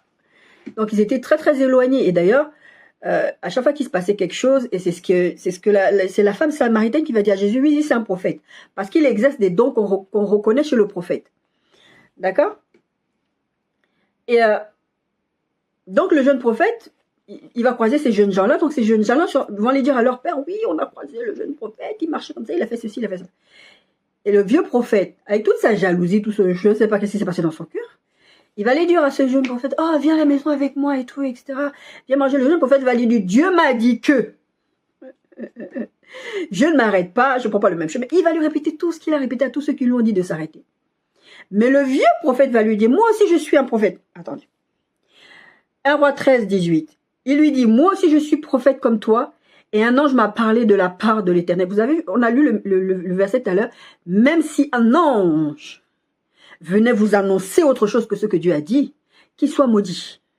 Lui va dire, un ange m'a parlé de la part de l'Éternel, il m'a dit, ramène-le avec toi dans ta maison et qu'il mange du pain et boive de l'eau, et il lui montait. La Bible dit, le vieux prophète montait à ce jeune prophète en lui disant, là, l'ange lui a parlé. Et il montait. Et il va arriver quelque chose de désastreux à ce jeune homme-là, parce que Dieu lui va lui promettre que si tu ne m'écoutes pas, il va t'arriver des bricoles. Il va se faire dévorer par un lion. Et vous savez, le vieux prophète, ce qu'il va faire, mawa sur lui. Quand je lis ce texte, ça m'énerve tellement. Je me dis, mais il a détruit la vie de ce jeune homme-là. Il est à l'origine de ça. Mais l'autre jeune homme aussi, c'est sa faute parce que Dieu lui a donné un message. Il a répété le message. Ok, maintenant, obéis. On est comme ça, les êtres humains. Bref, on est toujours dans cette histoire de boulet de poing, manipulation et séduction. Vous savez, l'esprit de Jézabel, c'est un esprit de séduction. Vous amenez, je vous ferai une prédication un jour sur l'esprit de Jézabel. Petite parenthèse, l'esprit de Jézabel, c'est ce que c'est un esprit. Les esprits n'ont pas de sexe. C'est pas parce que vous entendez l'esprit de Jézabel que vous dites, ah, c'est forcément une femme. Parenthèse fermée. Donc, manipulation, je vous ai pris l'exemple de Néhémie qui, derrière, il y avait des gens qui avaient de l'argent, qui avaient payé pour l'empêcher, pour le faire peur, pour l'intimider en fait. Deuxième exemple, le texte de roi que je viens de vous dire, du jeune et du vieux prophète. Il va se faire tuer. L'histoire aussi de 1 roi 22, 10-34, c'est l'histoire de Akab et de Josaphat. Akab va aller voir Josaphat. Akab, c'est le roi d'Israël et Josaphat, c'est le roi de Juda. Souvent, les grosses problématiques qu'il y avait entre ces deux tribus, ces deux royaumes-là, les rois d'Israël, ils avaient toujours des trucs bizarres. Il y avait toujours des trucs bizarres qui se passaient avec eux. Bref, peuple de Dieu séparé en deux, d'accord, en deux royaumes. Juda et... Vous savez que Jésus descend de la tribu de Juda. Juda et Israël. Donc, Akab et Josaphat. Akab va aller voir Josaphat, il va dire, Josaphat, ouais, on me fait la guerre, on va m'attaquer, j'ai besoin que tu viennes m'aider avec tes troupes, etc. Josaphat, roi de Juda, il a tendance à plutôt consulter l'Éternel. Mais par contre, Josaphat, si vous regardez tout au long de l'histoire de Josaphat, il avait tendance à s'acoquiner avec des gens bizarres, comme des Akab. Et ce genre d'histoire ne lui est pas arrivé qu'une fois dans la Bible. Mais c'est quand même quelqu'un qui craignait Dieu. D'accord? Donc, quand Akab lui dit ça, il va dire, oui, d'accord, je veux bien venir t'aider, etc. Parce qu'il aimait bien Akab, finalement, je crois. Si, il aimait bien. Je crois qu'il y avait une acquaintance, je ne sais plus c'était laquelle, je ne me souviens plus du texte. Et va lui dire, écoute, je veux bien, mais je vais d'abord consulter l'Éternel. Venons, on va d'abord demander à un prophète, etc. Et donc, Akab, qu'est-ce qu'il va faire? Il va envoyer son conseil aller voir des prophètes. Et vont dire, vous allez dire que ça va très bien se passer, que la guerre, on va la gagner, etc., etc. Il n'y aura pas de problème. Josaphat, quand les personnes viennent dire, ils vont tous dire ça. Tous les prétendus prophètes là, ils vont venir dire ça. Ils ont leurs intérêts à cœur, l'argent, tout ça, enfin, voilà, quelle que soit leur motivation, c'est ce qu'ils vont faire. Ils vont tous venir dire, oui, ça va bien se passer, vous allez gagner. Le Seigneur dit que. Sédécias, verset 11, 1 roi 22, 11, Sédécias, fils de Kenaana, s'était fait des cornes en fer. En plus, il a fait un geste prophétique. Et il dit, ainsi par l'Éternel, avec ses cornes, tu frapperas les Syriens jusqu'à les détruire. Vous savez, je vous ai dit dans une précédente prédication que le diable aime imiter les choses de Dieu. C'est ce qui va se passer dans l'histoire de Job.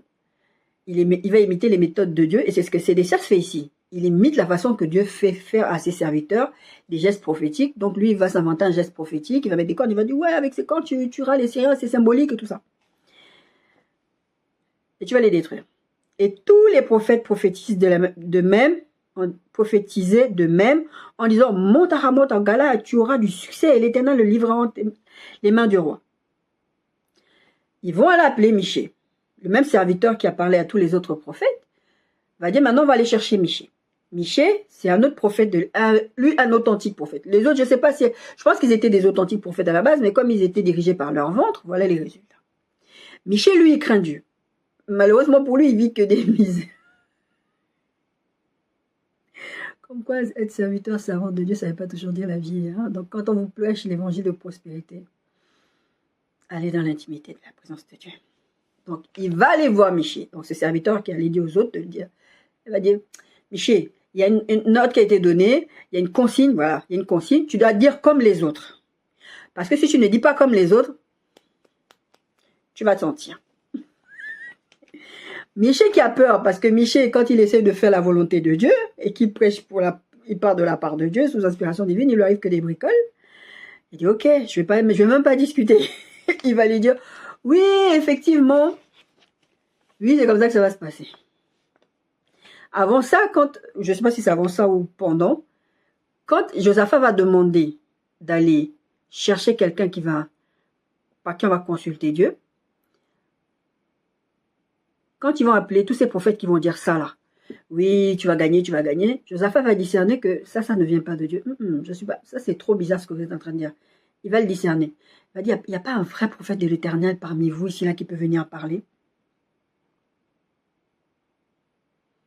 Et entre-temps, ce jeune homme, le serviteur, il était allé voir Michée et les autres prophètes pour dire ça. Et Michée va le dire. Il va dire, oui, voilà. Et donc, Josaphat va dire, mais il n'y a vraiment personne. Mais Akab, il aura déjà dit à Josaphat, non, moi je connais quelqu'un, oui, mais lui, il prophétise que des mauvaises choses. Comme vous croyez que des fois, on doit vous prophétiser que votre ventre. Dieu, des fois, il ne rigole pas. Des fois, il va vous prophétiser des bonnes choses. Mais des fois, il va vous prophétiser des temps durs. Vous voyez, les vaches maigres. Des temps de disette, des temps de difficiles. C'est pas parce que c'est des temps difficiles que ça ne vient pas de Dieu. D'accord? Verset 1 roi 22, 18. Le roi d'Israël dit à Josaphat, ne t'ai-je pas dit, il ne prophétise sur moi que rien de bon, il ne prophétise que du mal. Parce que quand Josaphat va insister, non, ça ne vient pas de Dieu, etc. Michée va dire la vérité. Il va dire, oui, Dieu a dit, vous n'allez pas gagner, n'y allez pas, etc. Il va vous arriver ça, il va vous arriver ça. Et c'est là que Akab va dire, ne t'ai-je pas dit, ne prophétise sur moi rien de bon. Mais en même temps, Akab est tellement mauvais. Vous savez, c'est le mari de Jézabel. Qu'est-ce que tu veux qu'on prophétise de bon sur toi? T'es mauvais jusqu'à l'os. Et à la suite de ça, c'est des chasses là. Vous savez qu'il a dit les cornes de fer. Il va gifler Michée. Il a dit, est-ce que tu as vu comment Dieu a parlé à travers moi là ou pas? Michée va être puni, il va être enfermé, on va lui donner que de l'eau et du pain. Pourquoi? Parce qu'il a parlé de la part de Dieu. Mais qu'est-ce qui va se passer? Michée va prophétiser, il va prophétiser mais la mort d'Akab. Je vais sauter tout, mais lisez tout le texte de 1 roi 22. Vraiment, je ne peux pas tout lire, mais quand Michée va donner cette parole, qu'il va t'arriver des bricoles, tu vas mourir, etc. Lui, il sait que Akab, il a quand même conscience que le gars a parlé de la part de Dieu. Même s'il dit oui, il prophétise jamais rien de bon pour moi, il sait qu'il a parlé de la part de Dieu. Donc, qu'est-ce qu'il fait? Il va dire, bon, on va quand même aller à la gare parce que de toute façon, il faut que j'aille à la gare avec toi. Il va se déguiser, il va changer d'habit, il va mettre des habits, vraiment pas de habits royaux. Pour que quand les soldats syriens viennent les attaquer, ben, ils pensent que c'est pas lui le roi, donc ils vont pas le toucher. Donc, il a cru qu'il était malin. Mais Josaphat, lui, il a sa tenue royale. Après, je me dis, mais gars, t'as bien vu que ton copain qui t'a appelé à la guerre s'est déguisé. Toi, tu vas avec ta tenue royale. Donc, eux, tout de suite, ils l'ont repéré parce qu'il est roi. Mais quand ils vont se rapprocher, ils vont se rendre compte, ah non, c'est pas lui le roi d'Israël. Lui, c'est un autre roi, mais en tout cas, lui, ils vont pas le toucher. La mère de Dieu était aussi chère, Josaphat. D'accord. Par contre, puisque c'est Dieu qui avait parlé par la bouche de Michée, parce que Michée va dire, si c'est pas moi, si c'est pas Dieu qui a parlé à travers moi, en tout cas, Michée s'aligne. Ok, j'ai parlé, mais j'ai parlé de la part de Dieu. Si Dieu ne parle pas à travers moi, vous verrez bien. Michée avait déjà donné la parole. La parole est sortie. Dieu a parlé, Michée a parlé. Ils l'ont puni, ils l'ont enfermé, c'est pas le problème. Mais regardez comment Akab va mourir. Un des soldats syriens, la Bible dit, verset 34, alors un homme tira de son arc au hasard et frappa le roi d'Israël au début de la cuirasse. Au défaut de la, c'est-à-dire que sur la cuirasse du roi d'Israël, donc d'Akab, il y avait un endroit où il n'était pas bien protégé, la cuirasse avait un défaut. Et l'arc est allé toucher à cet endroit-là. Est-ce que Michée avait prophétisé, c'est ce qui va arriver? Akab va mourir. Akab va mourir là. Alors qu'il a tout fait pour que ça n'arrive pas. Mais Dieu avait parlé par la bouche de Michée. Donc, tu peux faire ce que tu veux, tu peux manipuler, tu peux faire dans la séduction à vouloir arriver à tes fins. C'est un peu ce que je disais quand j'ai prêché sur les Rachel et tout ça. C'est cette façon de vouloir séduire les gens, de vouloir amener des gens et de dire que ouais, Dieu, tu vas pas amener Dieu à faire des choses que tu veux parce que tu veux que. Et tu dis que Dieu est avec toi. Je vais m'arrêter là cette semaine sur les bullet points. Je suis déjà très longue là cette semaine sur les bullet points sur la prophétie. Je vous ai dit que j'avais plusieurs pages et là je suis à la moitié on va dire. Donc je vais continuer la semaine prochaine, continuer sur les points sur la prophétie, les points à retenir. En tout cas, je vous avais dit dès le début de cette série que ça allait être un peu long, ça allait prendre un mois voire plus. Je pensais pas que la prophétie allait prendre autant de temps parce que je voulais simplifier. Peut-être que j'aurais dû juste faire vite fait et puis venir faire un truc spécifiquement sur la prophétie, mais pour moi ça n'avait pas de sens. Il fallait, puisque je suis dans les dons spirituels, il fallait s'arrêter ça. Et puis vraiment là-dessus, puisque l'apôtre Paul dit que c'est un don important. D'accord? Donc on va continuer la semaine prochaine avec toujours les points sur la prophétie. Et vous allez comprendre toutes ces choses que je suis en train de vous dire, c'est que vous puissiez vous projeter et que vous puissiez remarquer qu'est-ce que c'est la prophétie et ce que n'est pas la prophétie. Parce que quand je vous parle de séduction, de manipulation, la parole prophétique peut être utilisée pour manipuler les gens. Même si elle peut venir de Dieu, là je ne l'ai pas forcément dit comme ça, mais Dieu peut donner une parole et vous allez l'utiliser à votre avantage pour manipuler quelqu'un. C'est pour ça que j'ai dit qu'il faut faire attention. Mais même si vous vous mettez à faire ça, sachez que c'est Dieu. Enfin, je sais pas, quand vous faites des trucs, réfléchissez-y. Parce que c'est ce que je vous ai dit dans le texte de Jérémie 23. Dieu n'est pas content des gens qui veulent parler de la part de Dieu et qui veulent faire les choses de Dieu sans Dieu ou pour leur propre ventre. Ça ne peut jamais bien se terminer. D'accord? Soyez bénis.